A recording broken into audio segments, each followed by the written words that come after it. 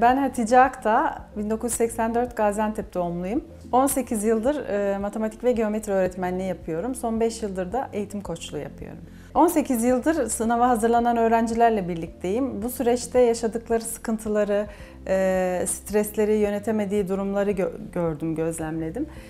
Burada da teknik anlamda destek olmak istedim. Hani öğretmenliğin dışında biraz da davranışsal olarak onlara katkıda bulunmak istediğim için böyle bir yol seçtim. Koçluk aslında teknik direktörlük gibi bir şey. Yani çocuk sınava hazırlanırken nasıl ders çalışmalı, kendi potansiyeli nedir, hedefi nedir? Önce hedef belirlenir, sonra o hedefe doğru adımlar atılacakken nasıl adımlar atılmalı, nasıl ders çalışılmalı, ders çalışma tekniklerindeki sıkıntılar var mı, varsa onları düzenlemeli.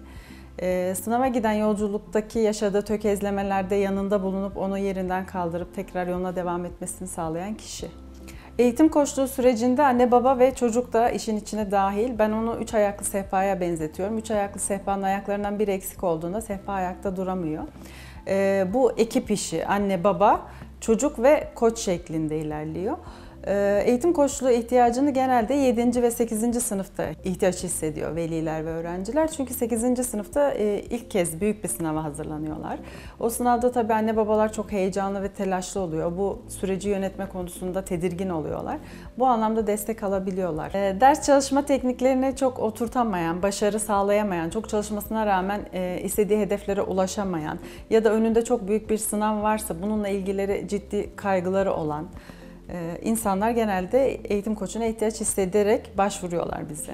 Başvurduktan sonraki süreçte düzenli olarak veli ve öğrenciyle görüşmeler sağlıyoruz. Öğrencinin çalışma tarzını gözlemleyip çalışmasındaki eksiklikler varsa onları düzenlemeye gidiyoruz. Hedefine yönelik yaptığı çalışma belki öğrenciye göre bazen çok yeterli. Ben şu hedefe yönelik şu kadar çok iyi çalışıyorum demesine rağmen aslında o yeterli bir çalışma olmayabiliyor. Onun hakkında bilgilendirme, bilinçlendirme de yapıyoruz. Yani şuna benzetiyorum ben aslında. Hani bir yemek yapıyorsunuz. Yemeğe işte soğandı, salçaydı, işte ana yemeğin malzemesini katma sırası da önemlidir ya. Biz aslında öğrenci birçok şeyi biliyor aslında. Hani bu yemeğe soğan da katılacak, tuz da katılacak, salça da katılacak ama neyi ne zaman katmayı bilemedikleri için aslında biz orada düzenleme getirmiş oluyoruz. Genel anlamda çocuklar biliyorlar. Ben bu sınavdan işte şu puanları almak istiyorum veya işte şu üniversiteye yerleşmek istiyorum diyebiliyorlar. Fakat o üniversiteye giden yolda hangi sırayla neleri yapmaları gerektiğini, nasıl disiplin olabilecekleri konusunda sıkıntılar yaşayabiliyorlar. Bu konuda destek sağlıyor aslında eğitim koçu. Eğitim koçluğu süreci uzun soluklu bir süreç. Çünkü kısa vadede geri bildirimler alamayız. Bunu hani aldığım eğitimlerden de biliyorum. Biz de eğitim fakültesinde okuduğumuz süreçlerde de öğretti hocalarımız.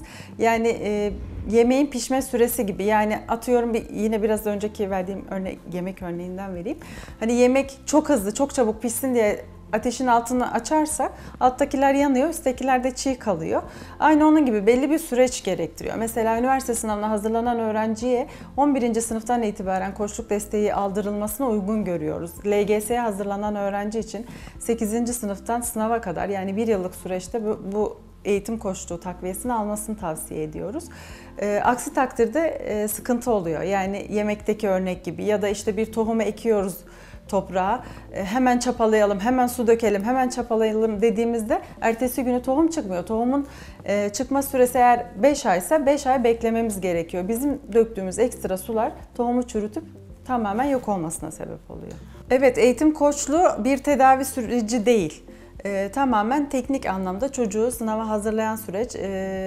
Sonuçta çocuklar hayatında ilk kez önemli bir sınava giriyorlar ve uzun soluklu bir hazırlık gerektiren bir sınav ama hayatları boyunca bunu devam ettirecekler. İlerleyen zamanlarda üniversite sınavı, üniversite sınavından sonra herhangi yüksek lisanslı vesaire gibi sınavlara hazırlanıyorlar uzun soluklu. Bu ilk sınav oluyor. Burada öğrendiklerini bütün hayatlarına entegre edebiliyorlar. Çünkü uzun soluklu bir şeye sabretmek, çalışmak, vazgeçmemek, pes etmemek bunları deneyimlemiş oluyorlar aslında beraber bizle. Eğitim koçluğu başta da belirttiğimiz gibi 3 ayaklı sehpa gibi demiştim. Bu sehpanın 3 ayağından bir tanesi bile olmasa sehpa ayakta duramıyor. Bizim sistemimiz, sürecimiz de bu şekilde. Yani 3 ayaklı sehpanın 1. ayağı koçsa 2. ayağı öğrenci, 3. ayağı da veli oluyor, anne baba. Burada hepimiz ekip olup ekip olarak çalışmamız gerekiyor. Yani tek başına koç, tek başına öğrencinin çabası, tek başına velinin çabalaması yeterli değil. Bunların üçünün senkronize bir şekilde ilerlemesi lazım ki başarı gelsin. Eğitim koçuna giderken öncelikle koçluk hizmeti alacağınız kişinin donanımına bakmanız gerekir. Yani aldığı eğitimlere, deneyimlerine, etraftaki insanların referanslarına, daha önceki başarılarına, daha önceki çalıştığı kişilere ve onlarla kat ettiği ilerlemelere bakmak faydalı olur. Öğretmen olarak biz zaten çokça öğrenciyi gözlemleme şansımız oluyor, eksiklerini daha rahat tespit edebiliyoruz. O açıdan eğitim koçluğunu bir öğretmenden, eğitmenden almanın daha faydalı olduğunu düşünüyorum. Veliler bazen şu beklentiyle gelebiliyor. Hani koçun elinde sihirli bir değnek var. Biz 3 ay göndereceğiz, 4 ay göndereceğiz, çocuğumuz harikalar yaratacak gibi bir beklentiyle gelmelerini doğru bulmuyorum. Çünkü biraz önce de bahsettiğimiz gibi bu bir süreç gerektiren bir durum. Ve bu süreç uzun soluklu bir süreç. 3 ayda, 6 ayda olacak bir şey değil. Başarı aslında bence 3 net yapan çocuğun 10 nete çıkarması, 10 net yapanın 20 nete çıkartması gibi değerlendirilmeli. Çocuğa da burada haksızlık edilmemeli. Bazen beklenti şöyle oluyor. Çocuk 3 net yapıyorken koça getirelim, teknikleri öğrensin, daha güzel çalışsın, daha iyi çalışsın. Evet, çocuk gerçekten çok güzel yol kat ediyor ama o çocuğun potansiyelinde 3 netten 13 nete çıkabilmek var ve gerçekten potansiyelini hakkıyla kullanmış olabiliyor. Ve bu durumda öğrencinin anne babası tepki koyabiliyor. Yani neden full çekmedi gibi. Bu durumların doğru olmadığını düşünüyorum. Bu sınav süreci gerçekten çocukların girdiği ciddi bir süreç. Fakat dünyanın sonu değil. Koçluk sürecinde aslında biz en çok bunu vurguluyoruz. Yani burada takdir edilecek ve gerçekten gelişim sağlanacak yer süreçtir.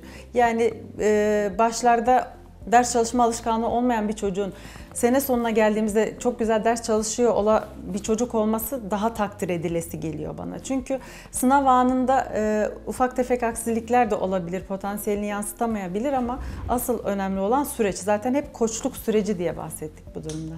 Anne babalara şunu tavsiye edebilirim. Çocuğunda bir potansiyel görüp onun gerçekten iyi yerlere gelebileceğine inanıyorlarsa ve kendileri de etki edemiyorlarsa profesyonel destek almaları çok uygun olur. Çok da faydalı olur.